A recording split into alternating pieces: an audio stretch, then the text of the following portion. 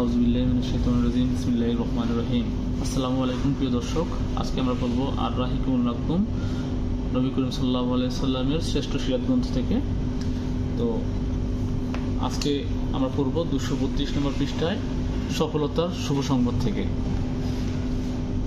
বিসমিল্লাহির রহমানির রহিম। উপরিল্লিখিত বিষয়গুলো ছাড়াও মুসলমানগণ নিপীড়িত নির্যাতিত হওয়ার পূর্ব থেকে, বরং বলা যায় অনেক পূর্ব থেকেই অবহিত ছিল।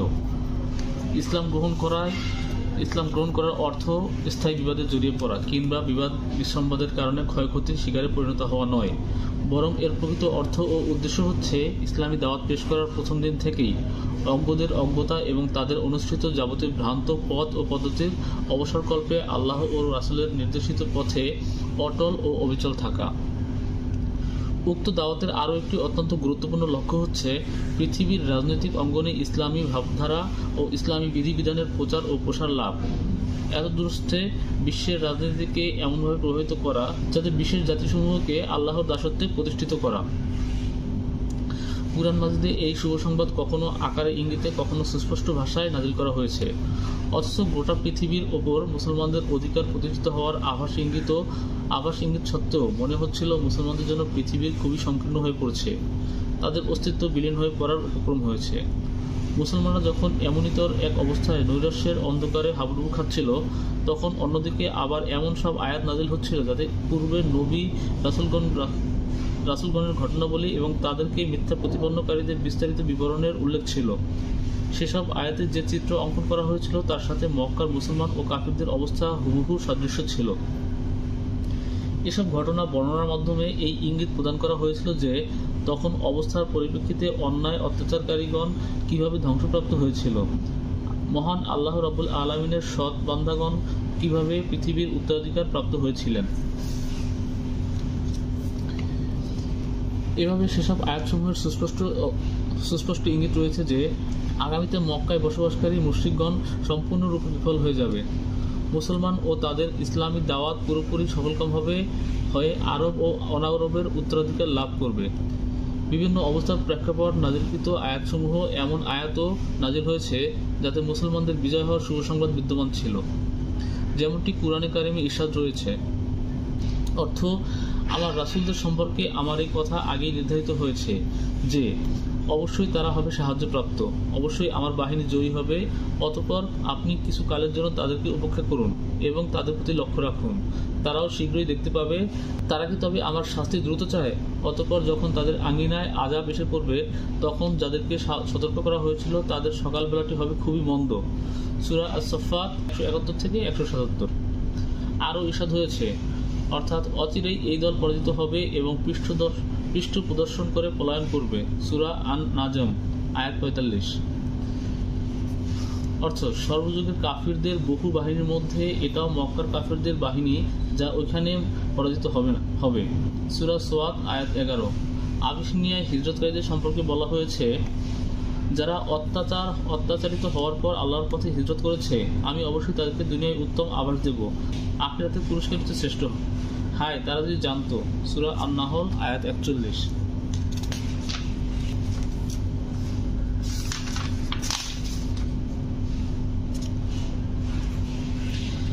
এভাবে কাফিররা রাসূল সাল্লাল্লাহু আলাইহি ওয়াসাল্লামের নিকট হযরত ইউসুফ আলাইহিস সালামের ঘটনা জিজ্ঞেস করল।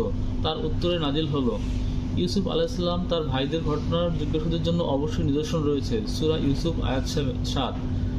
অর্থাৎ মক্কাবাসী মুশরিকরা ইউসুফ আলাইহিস সালামের যে ঘটনা সম্পর্কে জিজ্ঞেস করেছে তারা নিজেরাও অনুরূপভাবে অকৃতকার্য হবে, যেমন ইউসুফ আলাইহিস সালামের ভাইয়েরা অকৃতকার্য হয়েছিল। তাদের অবস্থাও তাই হবে যা হযরত ইউসুফ আলাইহিস সালামের ভাইদের সাথে হয়েছিল। তাদের ইউসুফ আলাইহিস সালাম এবং তার ভাইদের ঘটনা থেকে শিক্ষা গ্রহণ করা উচিত। আর এটা জানা দরকার যে অত্যাচারীদের পরাজয় কিভাবে হয়। নবীদের কথা উল্লেখ করে কুরআনে কারিমে ইরশাদ রয়েছে, কাফিরগণ তাদের রাসূলগণকে বলেছিল, আমরা তোমাদেরকে আমাদের দেশ হতে অবশ্যই বহিষ্কৃত করব, নতুবা তোমাদেরকে আমাদের ধর্মদেশে ফিরিয়ে আসতেই হবে। তারপর রাসূলগণকে তাদের প্রতিপালক ওহী প্রেরণ করলেন, জালিমদের আমি অবশ্যই বিনাশ করব, তাদের ধ্বংস করার পর আমি তোমাদেরকে দেশে প্রতিষ্ঠিত করবই। এটা তাদের জন্য যারা আমার সম্মুখে উপস্থিত হওয়ার পর উপস্থিত হওয়ার এবং শাস্তির ভয় রাখে। সূরা ইব্রাহিম আয়াত 13-14।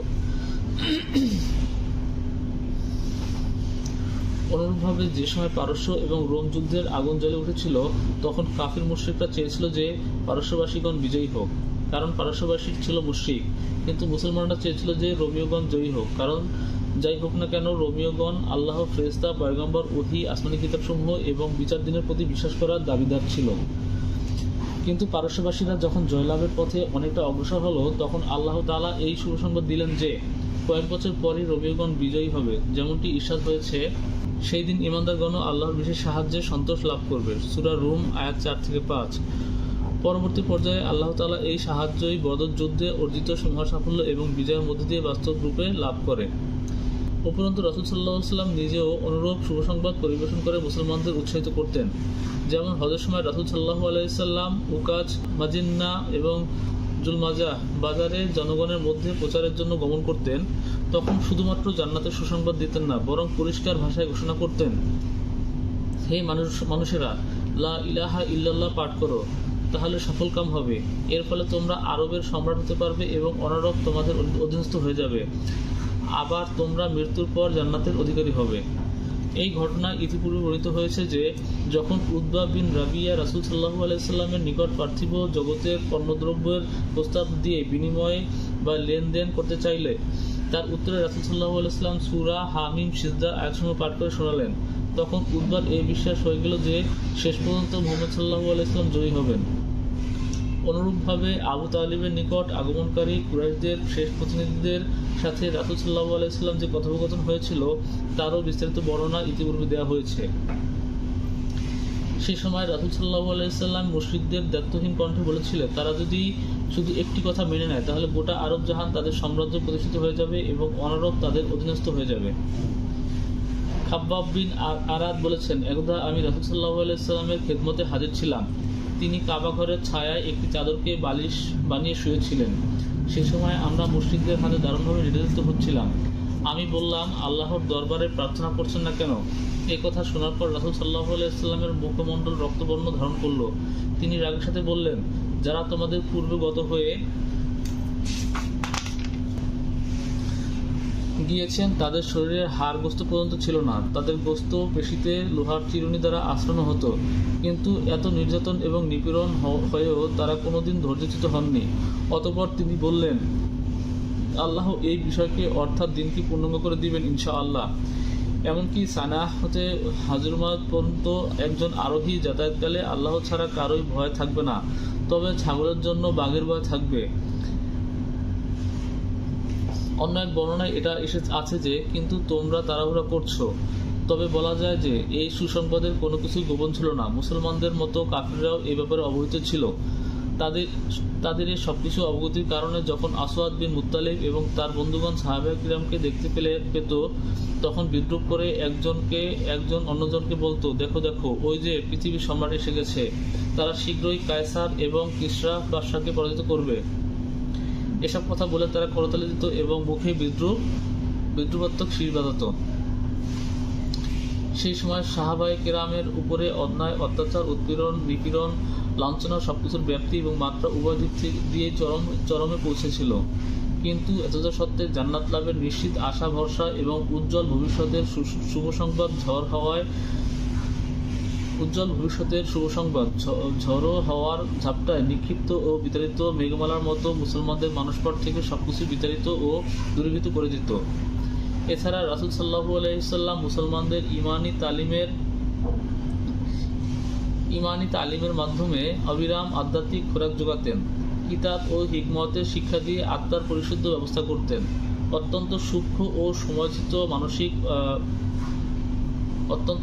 ও সময়োচিত উপদেশ ও নির্দেশনা প্রদান করতেন। তাছাড়া আত্মসম্মানবোধ, দৈহিক ও মানসিক পরিচ্ছন্নতা, চারিত্র মাধুর্য ও চারিত্রিক পবিত্রতা, সহিংসতা, সংযম, সত্য ও ন্যায়ের প্রতি অবিচল নিষ্ঠা, অসত্য ও অবিচারের প্রতি ঘৃণা ও আপোষহীন সংগ্রাম ইত্যাদি গুণাবলী অর্জনের মাধ্যমে সাহাবায়ে কিরাম এমনভাবে তৈরি করে নিয়েছিলেন যেন তারা প্রয়োজনের মুহূর্তে একটা অগ্নিস্ফুলিঙ্গের মতো প্রজ্বলিত হয়ে উঠতে পারেন। সর্বোপরি অজ্ঞতার অন্ধকার থেকে বের করে হিদায়াতের আলোকোজ্জ্বল প্রান্তরে এনে যখন তাদের দাঁড় করিয়ে দিলেন, তখন তাদের পূর্বের জীবন ও নতুন জীবনের মধ্যে অন্ধকার ও দিনের আলোর মধ্যে পার্থক্য সূচিত হয়ে গেল। তাদের অন্তর্দৃষ্টির সামনে প্রতিভাত হয়ে উঠল স্রষ্টার অনন্ত মহিমা ও সৃষ্টি দর্শন, সীমাহীন বিশ্বের অন্তহীন বিস্তার ও বৈচিত্র্য। চোখের সামনে ভাসত সর্বদা মানব জীবনের অনন্ত সম্ভাবনা পথ ও পথেও এবং পরলৌকিক জীবনের সাফল্য সম্পর্কিত মহাসত্যের উপলব্ধি। উপরিউক্ত বিষয়াদির আলোকে প্রত্যেক সাহাবীর মধ্যে এমন একটি সমন্বিত চেতনার সৃষ্টি হলো, যার মাধ্যমে বিপদ আপদে ধৈর্য ধারণের আলৌকিক ক্ষমতা অর্জন, আবেগ নিয়ন্ত্রণ, প্রবণতা মোড় পরিবর্তন, আত্মশক্তির উৎকর্ষ সাধন, নিষ্ঠার সাথে দায়িত্ব পালন এবং আল্লাহর সন্তুষ্টি লাভকে জীবনের একমাত্র পাথ্য হিসেবে গ্রহণ সহ এমন এক জীবন গঠনে নিবেদিত হয়ে গেলেন তারা, কোথাও তার কোনো তুলনা মেলে না। সাদাকাল্লাহুল আলিয়্যুল আযীম। সাদাকাল্লাহু ওয়া রাসূলুহুল কারীম।